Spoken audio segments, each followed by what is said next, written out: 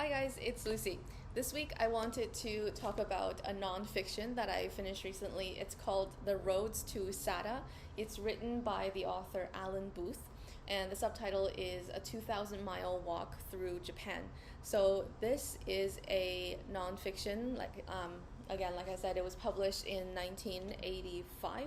And Booth himself is a British dude that moved to Japan and lived in Tokyo for, I think, 7 years until he hit a little bit of a quarter life crisis, wanting to discover and understand more about the country that he was living in. So throughout the 7 years, he was always living in Tokyo with his wife. And then one day he just planned and got up and did a trip that took him from the northernmost tip of Japan, so in the Hokkaido region, from a place called Cape Soya, and he planned this route all the way down to the southernmost tip of Japan in the Kyushu region, ending at a place called Cape Sata. So hence the title, The Roads to Sata.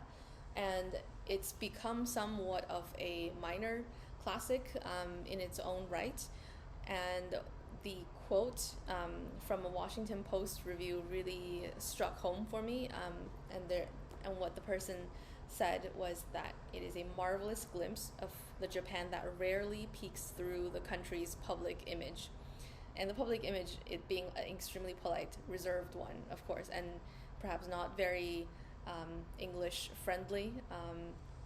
And all of that comes through in the snippets that Alan Booth describes himself. So he planned this route that is an extremely uncommercialized route where it does not cross over to the eastern side of the coast. He walks through the western side, which is more underdeveloped, more rural, and especially even more so at the time that he was doing the traveling. Might have gotten a little bit better now, but he describes his encounters on foot with all kinds of people from all walks of life. And I can just imagine him jotting down notes at the end of each day, being exhausted from walking, but at the same time feeling the need to jot down all of these very, very interesting, fascinating conversations. And they might be everyday things, but pieced together, it really gives you a sense of what the people are like, and thinking about how they think of him as a foreigner in all of these regions. So like we're talking about, normal salary men, the working class could be like construction workers, or just, idle shop owners, and all kinds of children, young people, students, seniors, and people who speak a little bit of English, people who don't speak English at all, mostly that's the case. And it's fascinating. So he doesn't, so first of all, he himself being an Anglophone, this book is very easy to read for us as English readers. He describes the places, the regions, and the context in the historical sense very well, having studied the language. He's fluent in Japanese, all of these dialects, speaking to people from across the country. Their dialects are quite it differs vastly. I don't think like a normal person, if we were to come from Tokyo and grew up in Tokyo, we would have trouble like ourselves understanding all the different dialects. So the fact that he understands and is able to communicate in Japanese with all these people kind of speaks to his credibility as a person explaining the culture to us.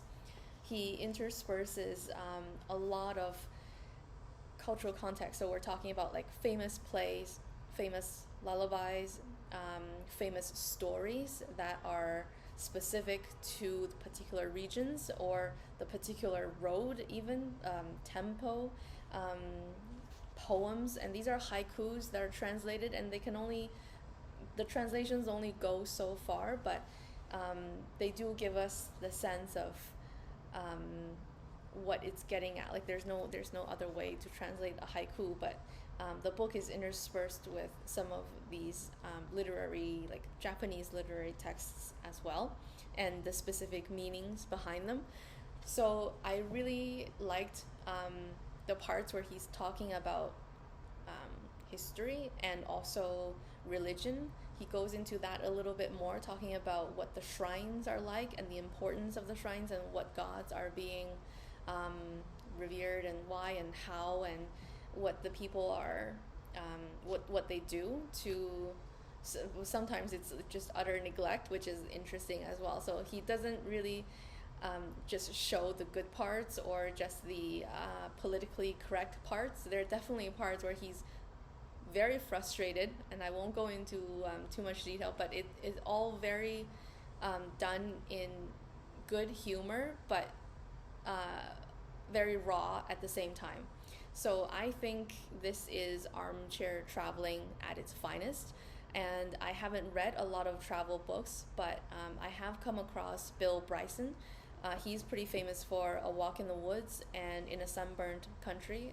So I think like one is perhaps like a hiking trail, and then the other one is a road trip in Australia. And for quick comparison, maybe it's because I'm biased towards Japanese culture and the fact that this covers an entire country back when it was fairly in an uncommercialized route, when it was less known. I enjoyed this much better than the other travel books that I just mentioned. So if anybody was interested in traveling to Japan, to any parts of Japan, I think this is a very good, not just precursor summary guide type of book, but also to kind of savor the culture, even if you've been to the country and you know that you really enjoy what you've seen. And this just gives so much more depth and meaning to the country and its culture. And this is a book that I will keep and probably reread at one time whenever I need that dose of Japan back in my life. So yeah, that's my little spiel about this book. This is probably the capstone of all like Japanese related content that I feel like delving into for the moment, maybe even for the year. And I feel really good about finding this book as a recommendation on Type. Type is an independent bookstore from Toronto, and I really recommend that bookshop, especially the Queen West location. So to round off our discussion on this book, for those of us who are very numbers oriented, this journey took Alan Booth 128 days to complete from end to end. And throughout, this walking process, he lost 9 kilograms and also 3 toenails. He did not mention if they grew back, but let's just assume that they did.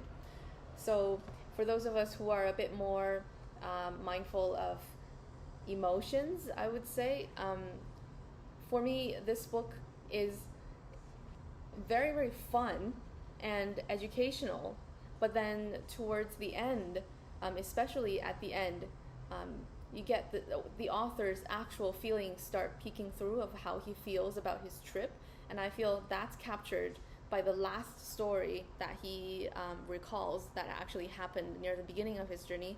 He chose to put it at the end, so that's a very meaningful thing in itself.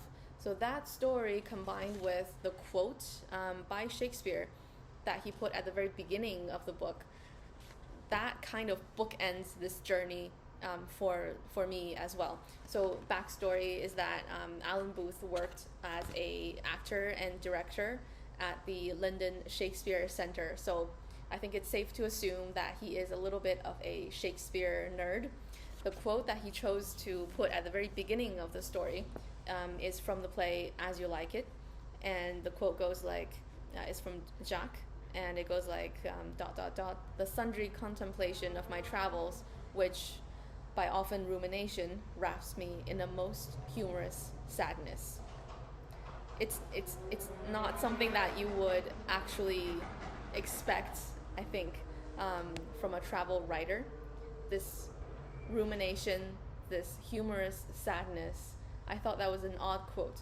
But combine that with this story, him talking to an old man about his motivations of having lived in Tokyo for so many years, but not really feeling like he knows the country at all. And he's saying to this old man that, I want to see more of Japan by actually seeing, like, traveling through, and also talking to the people, and just being there, to all of these places that combine to make up the country. He's trying to explain this to the old man, and repeatedly, and the old man just keeps saying, you can't understand Japan just by walking through it, ...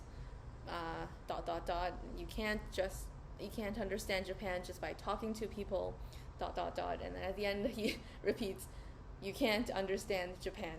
So it sounds like a very frustrating conversation, but perhaps not one that you would not expect from speaking to a very aged person, this kind of stubbornness. But still, that is the humorous sadness. That is exactly the humorous sadness that the quote, "as you like it," is pointing to.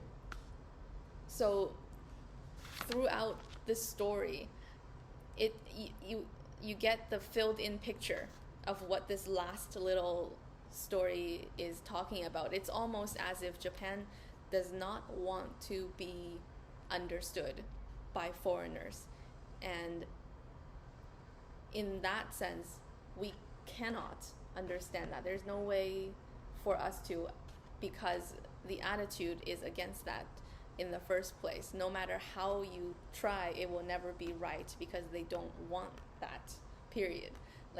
I get that sense. I know it's very simplified, but it's quite Japanese in a way, even.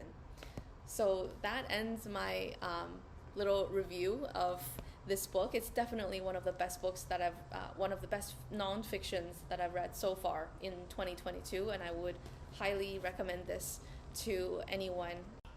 So let me know if anybody picks this up or has read it before. I'd love to know what you think. Otherwise, I hope everyone has a good reading week ahead, and see you in the next video.